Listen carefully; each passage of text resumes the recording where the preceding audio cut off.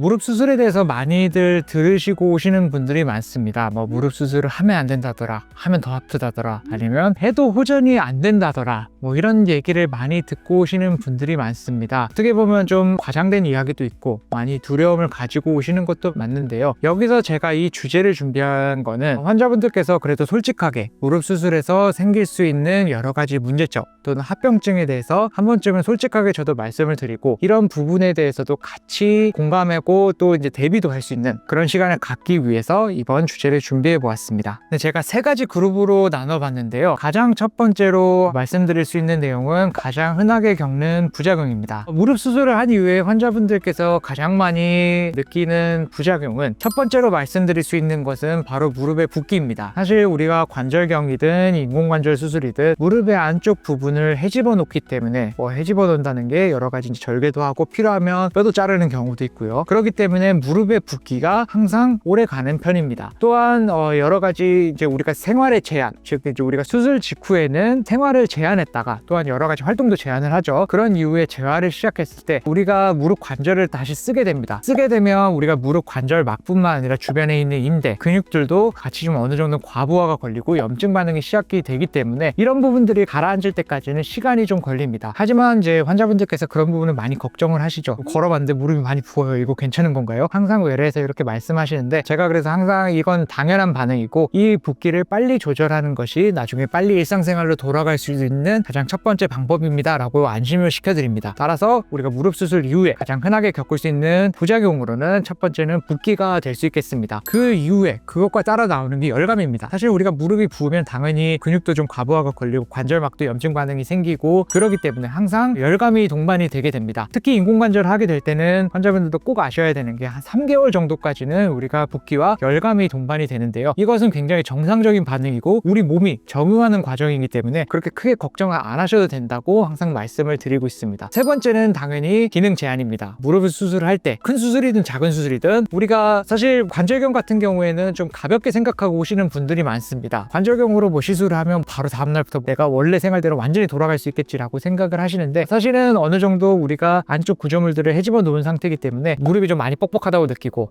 많이 시리다고 느끼실 수도 있고 우리가 뭐 좀 불편하다고 느끼실 수도 있습니다. 이런 경우라면 당연히 정상적이고 어느 정도 간단한 수술을 하셨더라도 재활은 꼭 본인이 집에서라도 해주시는 게 좋겠습니다.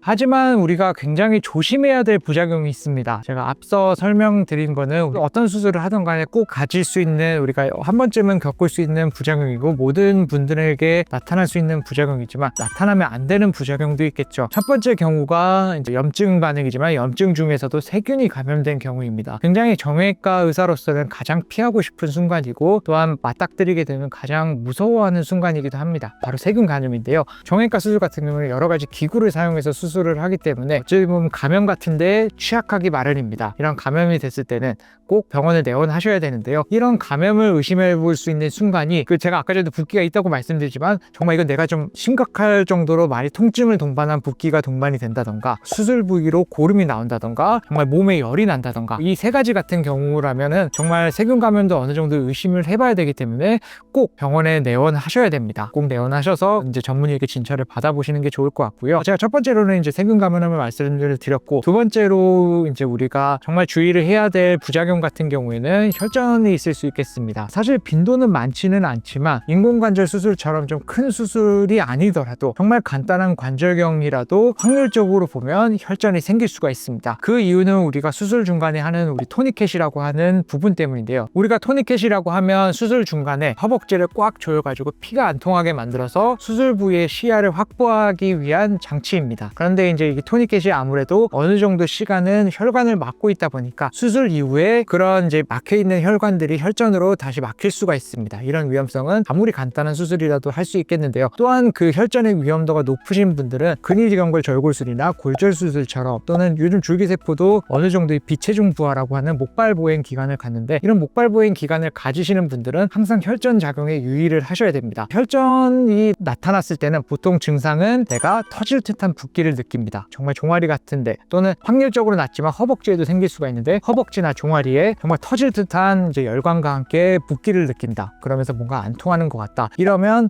꼭 혈전을 한 번쯤은 의심을 해봐야 됩니다. 이것을 방지하기 위해서 우리가 이제 수술 이후에 단 며칠이라도 압박 스타킹을 하거나 아니면 인퓨전 펌프라고 해가지고 피를 잘 짜주게 하는 그런 여러 가지 장치들을 활용하고 있는데요. 이런 장치를 활용을 해도 생길 수 있는 가능성은 조금이나마 있으니만큼 꼭 이런 증상이 나타난다고 생각을 하시면 병원에 내원을 해주셔야 될 것 같습니다. 이 혈전과 같이 따라오는 게 이제 폐동맥 색정증입니다. 혈전 자체는 사실 그렇게 큰 문제는 아니고 어느 정도 약 치료로 가능은 하지만 이게 만약 이제 이 혈전이 떨어져 나와가지고 우리 몸을 순환하다가 딱 폐에 있는 또는 이제 심장에 있는 혈관에 딱 맞게 되면 굉장히 생명까지도 위험할 수가 있습니다. 그렇기 때문에 내가 수술 이후에 뭐 시간이 좀 지나더라도 갑자기 이제 호흡 곤란이 온다 또는 숨 쉬는 게 너무 어렵다 그러면 꼭 이것도 병원에 내원하셔서 CT를 찍어 보시는 게 좋겠습니다.